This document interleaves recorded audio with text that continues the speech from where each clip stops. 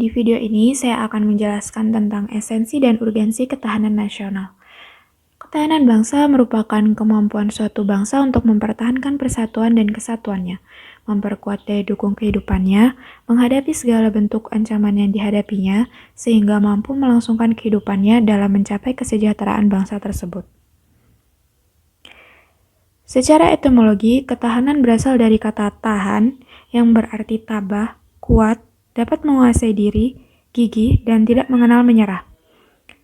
Ketahanan memiliki makna mampu, tahan, dan kuat menghadapi segala bentuk tantangan dan ancaman yang ada guna menjamin kelangsungan hidupnya. Sedangkan kata nasional berasal dari kata nation yang berarti bangsa sebagai pengertian politik. Bangsa dalam pengertian politik adalah persekutuan hidup dari orang-orang yang telah menegara. Ketahanan nasional secara etimologi dapat diartikan sebagai mampu, kuat, dan tangguh dari sebuah bangsa dalam pengertian politik. Gagasan pokok dari ajaran ketahanan nasional adalah bahwa suatu bangsa atau negara hanya akan dapat mempertahankan kelangsungan hidupnya apabila negara atau bangsa itu memiliki ketahanan nasional.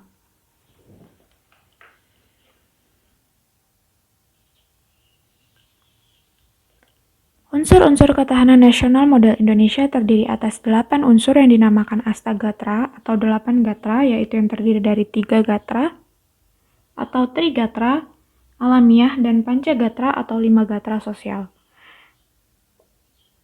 Unsur-unsurnya adalah sebagai berikut. Itu terdiri dari 3 aspek kehidupan alamiah atau Trigatra, yaitu gatra letak dan kedudukan geografi, gatra keadaan dan kekayaan alam, gatra keadaan dan kemampuan penduduk. Kemudian ada 5 aspek kehidupan sosial atau Pancagatra, yaitu gatra ideologi, gatra politik, gatra ekonomi, gatra sosial budaya, dan yang terakhir adalah gatra pertahanan dan keamanan.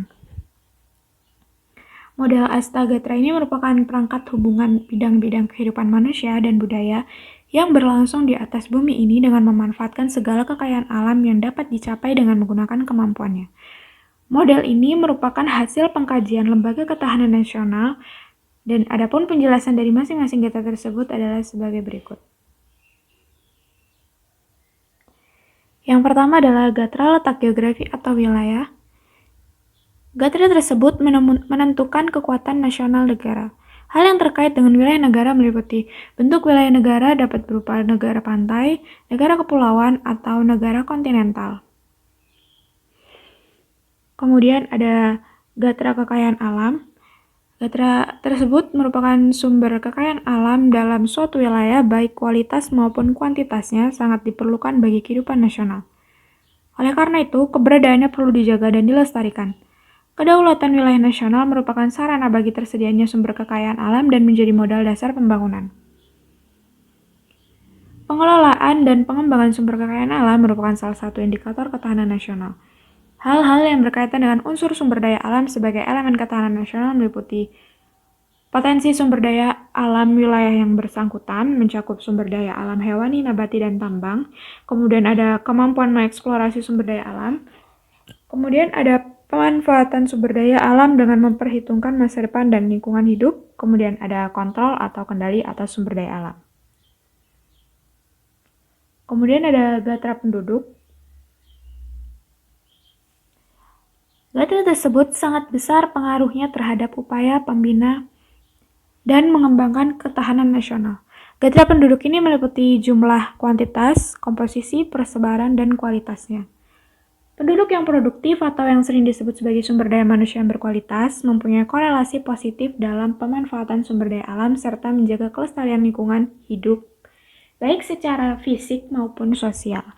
Kemudian yang selanjutnya adalah gatra ideologi yang menunjuk pada perangkat nilai-nilai bersama yang diyakini baik untuk mempersatukan bangsa.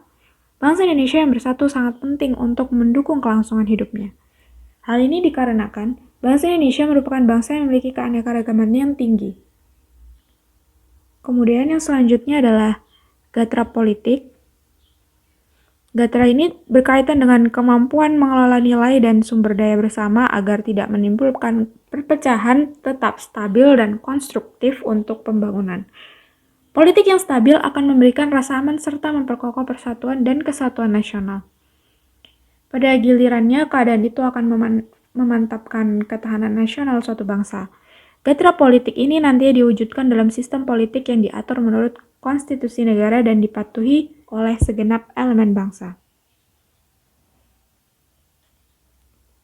Gairah yang selanjutnya adalah gairah ekonomi. Ekonomi yang dijalankan oleh suatu negara merupakan kekuatan nasional negara yang bersangkutan terlebih di era global seperti ini. Bidang ekonomi berperan langsung dalam upaya pemberian dan distribusi kebutuhan warga negara. Kemajuan pesat di bidang ekonomi tentu saja menjadikannya negara yang bersangkutan tumbuh sebagai kekuatan dunia. Contohnya adalah Jepang dan Cina. Setiap negara memiliki sistem ekonomi tersendiri dalam rangka mendukung kekuatan ekonomi bangsanya. Ekonomi yang kuat tentu saja dapat meningkatkan ketahanan ekonomi negara yang bersangkutan. Kemudian ada gairah sosial budaya, yang dalam aspek sosial budayanya, nilai-nilai sosial budaya hanya dapat berkembang di dalam situasi aman dan damai. Tingginya nilai sosial budaya biasanya mencerminkan tingkat kesejahteraan bangsa baik secara fisik maupun jiwanya. Sebaliknya, keadaan sosial yang timpang dengan segala kontradiksi di dalamnya memudahkan timbulnya ketegangan sosial. Kondisi sosial budaya masyarakat Indonesia disokong dengan baik oleh Seloka Bhinneka Tunggal Ika. Selama seloka ini dijunjung tinggi, maka ketahanan sosial budaya masyarakat relatif terjaga.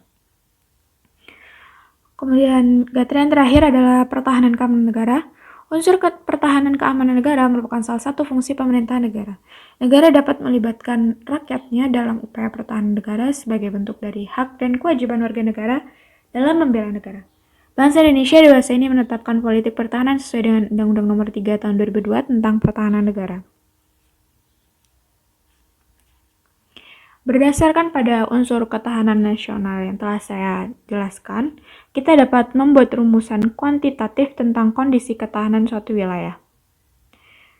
Model ketahanan nasional dengan 8 gairah ini secara sistematis dapat digambarkan sebagai berikut.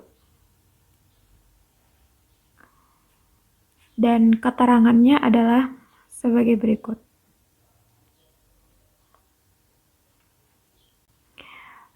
Jadi, mengukur kondisi ketahanan secara holistik tentu saja tidak mudah, karena perlu membaca, menganalisis, dan mengukur setiap gairah yang ada. Unsur dalam setiap gairah pun memiliki banyak aspek dan dinamis.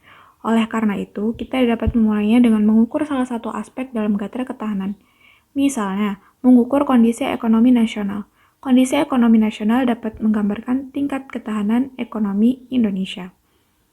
Ketahanan ekonomi adalah kondisi dinamis kehidupan perekonomian bangsa yang berisi keuletan dan ketangguhan kekuatan nasional dalam menghadapi serta mengatasi segala tantangan, ancaman, hambatan, dan gangguan yang datang dari luar maupun dari dalam secara langsung maupun tidak langsung untuk menjamin kelangsungan perekonomian bangsa dan negara berlandaskan Pancasila dan Undang-Undang Dasar 1945.